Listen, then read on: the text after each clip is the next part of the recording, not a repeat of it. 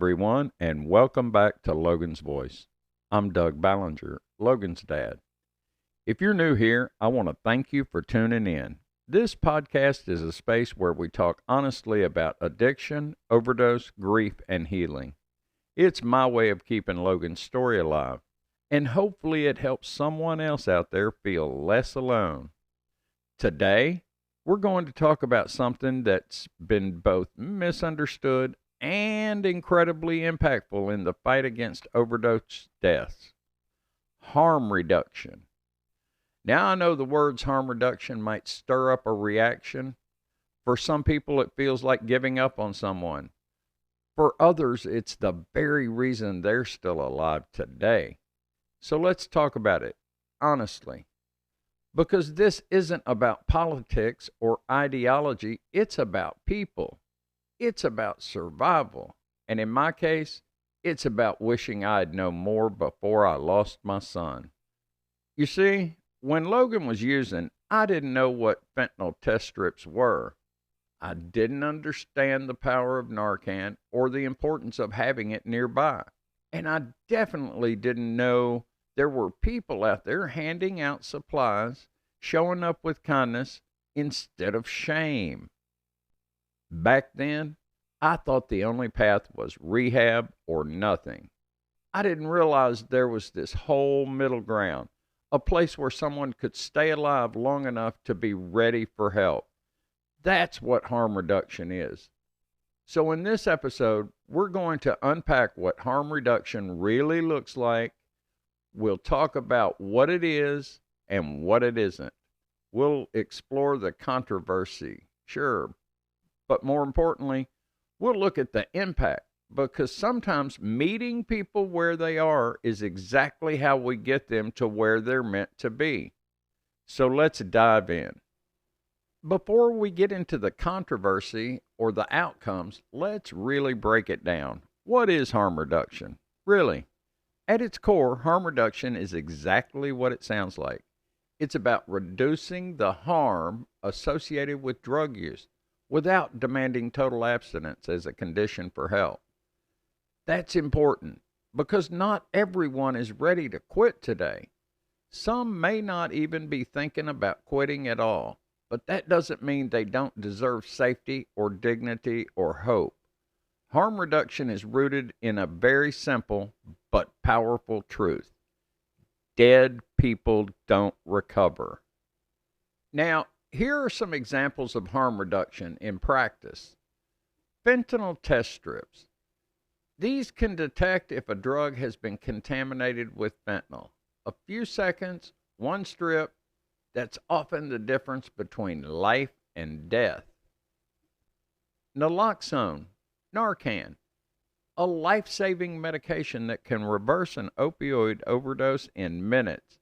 It's available as a nasal spray, and it has brought thousands of people back from the brink. And then there's syringe services. Clean needle programs not only reduce the spread of HIV and hepatitis C, they also often serve as the only point of contact between someone using drugs and a healthcare worker. Safe consumption sites. These are medically supervised facilities where people can use drugs under trained observation. No one dies alone. If something goes wrong, someone's there to intervene. Mobile outreach vans. They drive through communities offering food, basic medical care, test strips, wound care, and sometimes even counseling. And then there's peer-based support. Harm reduction programs often employ people in recovery, people who lived the experience, who can talk to someone still struggling in a way that no one else can. And here's the thing: none of these strategies require the person to be sober to receive help. That's the revolutionary part. They don't say come back when you're clean. They say we see you now and you matter now. That one act of kindness, that one moment of being seen, is often the beginning of a life-changing relationship. A syringe exchange might be the first place someone hears about detox. A Narcan save might be the first time someone realizes their life still has value. A mobile van might be the first time someone feels human in months. This is what harm reduction is about, keeping people alive long enough for recovery to even be an option. And while some people think it's a new idea, it's really not. Seatbelts are harm reduction, helmets, condoms, lifeguards, water filters, smoke alarms. We use harm reduction every day. We just don't think twice about it unless it's connected to drugs. But when it's connected to drugs, people start to feel differently because stigma still whispers, they did this to themselves. But addiction doesn't work that way. And frankly, neither does life. We all fall, we all struggle, and everyone deserves a second chance. That's what harm reduction offers. Harm reduction saves lives, but that doesn't mean it's free from controversy. There are people, good people, who hear the words safe use or needle exchange and get angry. They think we're enabling. They think we're giving up, that we're sending the message that drug use is okay. And I get it. I really do. This is an emotional topic. For a long time, even I didn't understand what harm reduction meant. I wanted my son to stop using. I wanted a clear path to recovery. I didn't want to accept that we might have to meet him in the middle first. But here's what I do know. If Logan had died before he was ready for help, we never would have had the chance to even talk about getting him into counseling. We were talking about it. In fact, in 2019, the year before he died, Logan was given Narcan 3 separate times to reverse overdoses. 3. One of them was on his birthday, September 23rd of 2019. I'll never forget it. And I know someone out there will hear that and say, see, he was saved and he still didn't quit. But as we've talked about previously, that's not how addiction works. It's not a light switch. It's a chronic condition with relapses, with denial, with shame. Those Narcan saves didn't cure him, but they gave us time. They gave him time. And that time meant everything. Because just before his death, we were finally having the conversations that mattered. He was talking about rehab, he was talking about counseling, and he was beginning to imagine a different life. And we never would have had those talks if he had died in that parking lot, or in that bathroom, or in that back seat. That's what harm reduction does. It buys time, it opens door, and it keeps hope alive. The controversy, it comes from people who want clean, clear answers, who want to believe that if someone just wanted to stop badly enough, they would. But that's not how addiction or recovery works. Harm reduction isn't about saying drug use is okay. It's about saying your life is worth saving even if you're still struggling. It's about love without conditions, help without shame. If you've ever lost someone to overdose or fentanyl poisoning, maybe that feels like too much grace. But if you have, you know there's no such thing. I would give anything for one more chance, one more day, one more conversation, or as my friend LaShondra says, one more kiss. Harm reduction gave us those moments. I just wish we had more time. When we talk about harm reduction, we can get caught up in terms, strategies, tools, policies, but let's not forget what it's really about. People, real stories, and real lives that didn't end too soon because someone showed up with compassion instead of condemnation. Let me tell you what it looks like. There's a young man in Kentucky who overdosed in a gas station bathroom. He was brought back by Narcan. that a clerk kept under the register because the store owner lost his own nephew to fentanyl. That clerk didn't have formal training. He just knew what to do because someone had taught him and because the community had made Narcan available, accessible, and free. That man is alive today. He has 2 years clean, and he's now training others to use Narcan in his community. In Seattle, a woman who had been using meth and heroin for years started going to a syringe exchange, not just for supplies, but because the worker remembered her name. She said it was the first place she felt looked at like a person and not a disease. They gave her clean syringes, wound care, snacks, and safe use education. Eventually, she asked about detox, then recovery housing. Now she works as a peer outreach coordinator on the same van that once helped her. She said, I didn't need someone to save me. I needed someone to see me. And I've seen it here too, in my own life, in my own community, in Logan's friends. Some of them are still fighting. Some have found recovery, and some didn't make it. But the common thread, the ones who survived long enough to recover, they were met with patience, with grace, with a moment of care when they were used to only rejection. Harm reduction doesn't guarantee recovery. Nothing does. But it opens that door.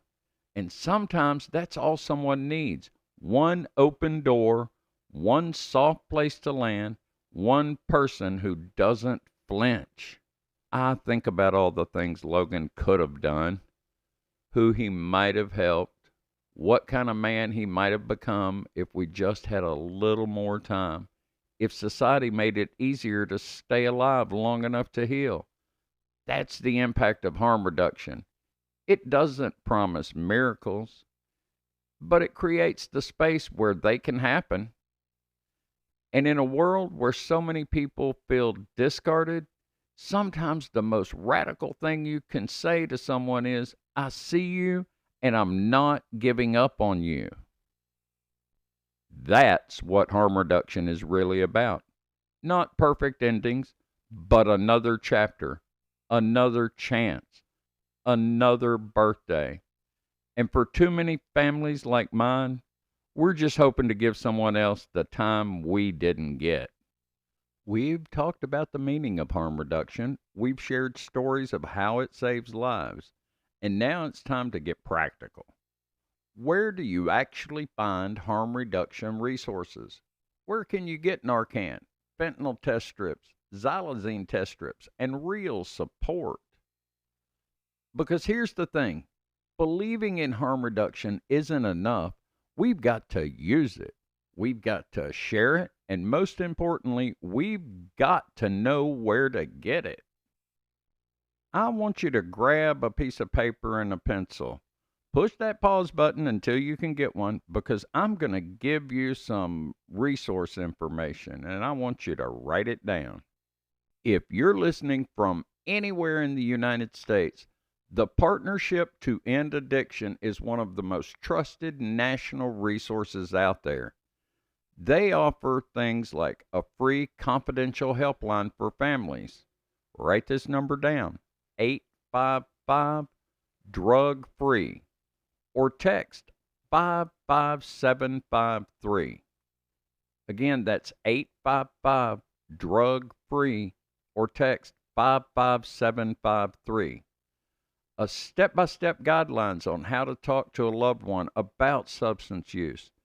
They have information on where to get Narcan and fentanyl test strips.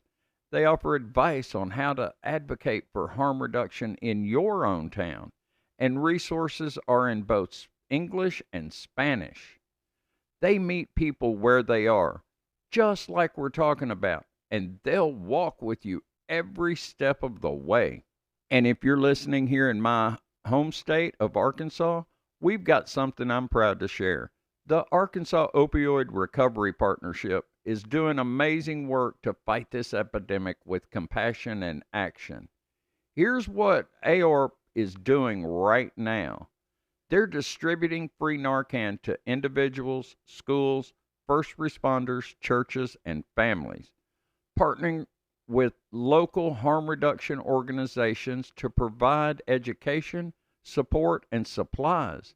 They're offering grants and resources for communities looking to start outreach programs, and they're hosting events across the state to increase overdose awareness and connect people to care. Write this down. You can go to ARORP.org, ARORP.org, and click on Find Resources and locate Narcan, treatment providers, and peer support networks near you. This is personal for me because if more people around Logan had Narcan, if I'd have known where to find it sooner, maybe things would have been different. And here's a short guide, no matter where you live. Pharmacies. Many states, including my home state of Arkansas, allow you to get Narcan over the counter. Just ask your pharmacist. Health departments. Call your county's health department and ask about Narcan and test strips. Many provide them for free. And there are community organizations, outreach vans, syringe service programs, or nonprofits. They often give out supplies and offer training. I know that Hope Movement Coalition participates in AORP's HERO program, and we distribute Narcan as often as possible. And look online, where allowed. Next Distro mails Narcan and test strips in participating states. DanceSafe.org sells affordable test kits and offers education. And if you're not sure where to look, go to logansvoice.com. Use the contact form, and I'll do what I can to point you in the right direction because I know how hard it can be to even start looking. If you have Narcan, use your voice. If you pick up a Narcan kit, talk about it. Keep it in your car. Post about it on social media. Teach your kids how to use it. Let's normalize this because just like we keep Band-Aids and smoke detectors, we should all keep Narcan. Not because we expect something bad to happen, but because something already is. And we're done pretending we can't see it. Look, I know this stuff can feel heavy, but harm reduction isn't about despair. It's about hope in action. It's saying, even if you're still using, your life matters. Even if you're scared, we'll talk with you. And even if you feel lost, you are not alone. Logan was Narcan 3 times in 2019, one of those on his birthday. That wasn't the end of his story because for a moment, someone had what they needed to keep him alive. And because of that, we got to keep trying. That's the heart of harm reduction. It keeps the door open, it keeps the light on, and sometimes that's enough to save a life. And as I wrap up today's episode, I want to bring it back to something simple, something personal. Time. That's what harm reduction gives us. Not perfection, not promises, but time. Time to have another conversation. Time to sit with someone in their pain, not rush them past it. Time to listen instead of lecture. Time to say you still matter. Time to figure out what healing might look like, even if it's messy and uncertain. And I'll say this again because it's the truth that keeps me going. Logan was Narcaned 3 times in 2019. One of those was on his birthday, September 23rd. And those interventions didn't fix everything, but they gave us more time. Time for conversations about counseling. Time for him to start talking about rehab. Time to dream just a little about a different kind of life. And I hold on to that now because without those moments, I never would have seen him take even one step toward recovery. I wouldn't have heard him say he was trying. I wouldn't have had the chance to say how proud I still was, even in the struggle. And maybe you listening right now are someone who needs Narcan in your glove box. Maybe you're someone who needs a box of fentanyl test strips in your bathroom drawer. Maybe you're a teacher, a pastor, a coach, or a parent who just wants to know how to help but didn't know where to start. So now you do. Go to drugfree.org. Check out ARORP.org. Talk to your local pharmacy. Find Narcan, carry it, share it, and use it without shame. And if this episode stirred something in you, a story, a memory, a loss, or maybe just a growing fire in your gut that says this isn't okay and I need to do something, then follow that. Join us. Be part of this movement. Help rewrite the narrative from blame and silence to compassion and action. Visit those websites, find resources, connect with other families, or get involved somehow. You'll also find links to past episodes at logansvoice.com, grief support, and our awareness store, where every shirt, every sticker, every conversation helps spread the message. We're not powerless in this epidemic. We can save lives. We can prevent the next tragedy, and we do it one act of love at a time.